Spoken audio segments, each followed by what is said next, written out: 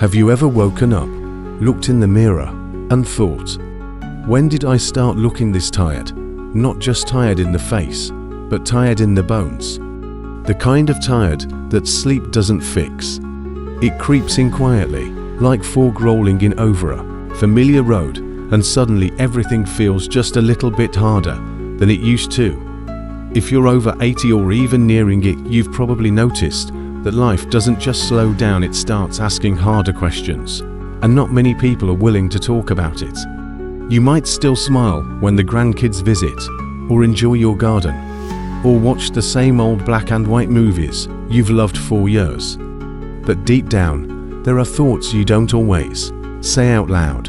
Thoughts like, why do I feel invisible now? Why does the world feel so fast? Why do people treat me like I'm already halfway gone? That's exactly why this conversation matters, because after 80, there are some truths that don't make it into the birthday cards. Things no one warned you about, not to scare you, but to prepare you, to remind you you're not alone. This isn't about being negative, it's about being real, and from that realness, finding strength again. Let's start with something many people won't admit out loud: losing a sense of purpose. When you've worked your whole life, raised a family, helped others, what happens when the calendar suddenly feels empty? When no one needs you the way they used to? Purpose is like oxygen for the soul. Without it, even the strongest spirit starts to wither. That quiet feeling of what now can be more damaging than any ache in your joints. But here's the thing, your purpose didn't retire when you did. It just shifted. Maybe it's not about big goals anymore. Maybe it's about being the quiet strength in your family, the wisdom that others still turn to. Maybe it's about finding joy in smaller things, teaching, mentoring, storytelling, or just being the person who still knows how to slow down and see life. Purpose at 80 isn't loud, it's gentle, but it's still powerful. Then there's the reality of losing friends and feeling forgotten. As the years go on, the circle starts to shrink. Calls become fewer, funerals more frequent.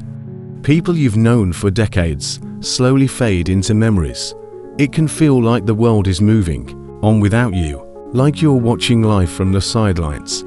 And loneliness doesn't always look like sitting alone in a room. Sometimes it's sitting at a table full of people who are on their phones, talking fast, rushing off, while you just sit quietly, wondering if anyone really sees you anymore. But let me tell you something, being alone doesn't mean you have to feel lonely.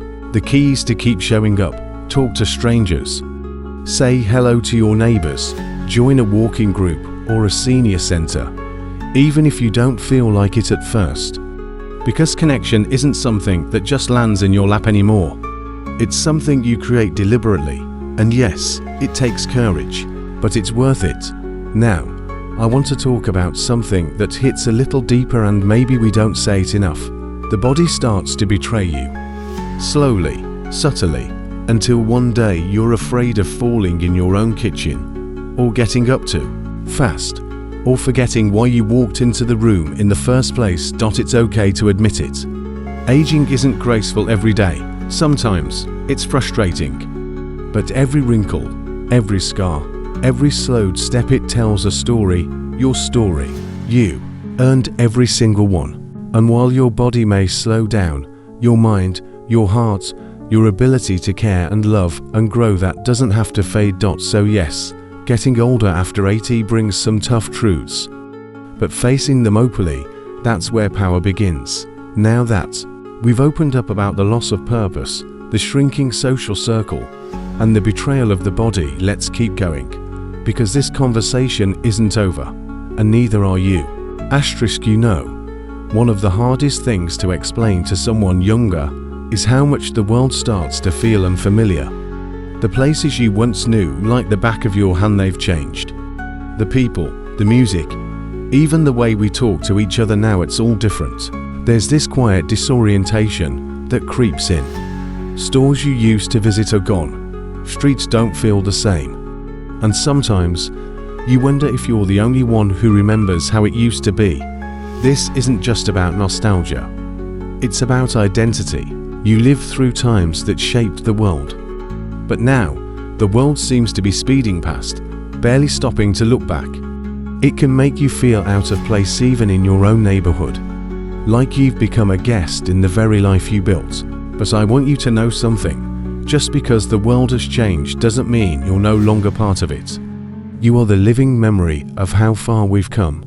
Your voice, your stories, your perspective, they matter. The younger generations don't always understand that yet, but they need what you carry. You're not behind the times, you're the reason these times even exist. And while we're being honest, let's talk about dependence. That quiet, creeping need to ask for help more often. The frustration of not being able to open a jar, or drive confidently at night, or climb the stairs without thinking twice. It's not just inconvenient. It chips away at your pride. You've spent a lifetime being strong, taking care of others. Now, you're the one needing care, and that's a hard pill to swallow. But hear me when I say this. Needing help does not mean you're weak. In fact, it takes incredible strength to ask. It takes dignity to say, I could use a hand.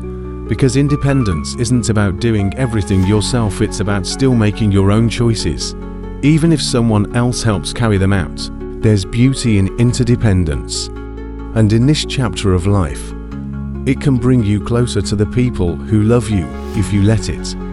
It's not about giving up control. It's about sharing the load and learning to receive care with the same grace you once gave it. Now let's talk about something a bit more subtle, but just as important: feeling emotionally fragile. At 80 and beyond, it's not uncommon to find yourself crying at commercials or feeling unexpectedly overwhelmed by something small. Maybe your patience wears thinner or grief bubbles up at odd times. That doesn't mean you're losing it. It means you've lived a full life, and your heart has softened from all that it's carried. There's no shame in being more sensitive. In fact, it's a gift. When you feel deeply, you're still alive deeply. Let yourself feel. Let yourself mourn. Let yourself love, even if it hurts sometimes. Your emotions are not a burden, they are a sign you are still connected to this world in a very real way. So here we are facing a world that moves too fast, a body that slows too much, and emotions that run deeper than ever. But still, you're here, still learning, still adapting, still showing up. And that's what matters most. Let's keep going, because there are more truths worth uncovering and even more strength waiting on the other side. There's something we need to say out loud. Even if it's hard, your circle gets smaller and so does your voice. After 80, it can feel like the world is done listening. You might speak up in a group, and no one quite hears you, or worse, they hear you, but brush past what you said, as if your thoughts are no longer relevant. That feeling of being quietly dismissed is one of the most painful parts of aging. It's not just about being ignored.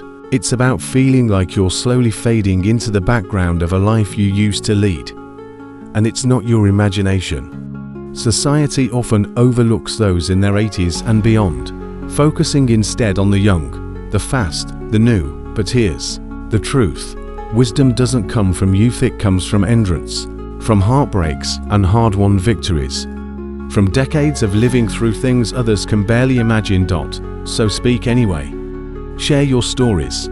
Your voice is more valuable now than it's ever been. Whether it's writing down your memories, teaching someone younger how to slow down, or just saying what needs to be said in a moment of silence, don't let this world shrink you. You still matter. Every single word you speak carries weight, even if the room goes quiet after you say it. And now, perhaps the hardest truth of all, grief becomes a companion. At this age, loss is no longer a rare event, it's something that shows up regularly, often without warning. Friends pass, siblings, partners, even your own children sometimes. The depth of that pain, no one really prepares you for it. You don't get over that kind of loss. You carry it, you adjust your steps to it, like a limp that never quite goes away, but doesn't stop you from walking. Some days, you'll laugh again. Other days, a memory will bring you to your knees. That's grief. And it's also love, still living in you, There's no shame in crying over someone you lost 20 years ago. There's no weakness in missing someone so much it still takes your breath away. It means your heart was open. It means you loved fully. That's a legacy in itself. But here's something else you need to hear. Your life didn't end with theirs.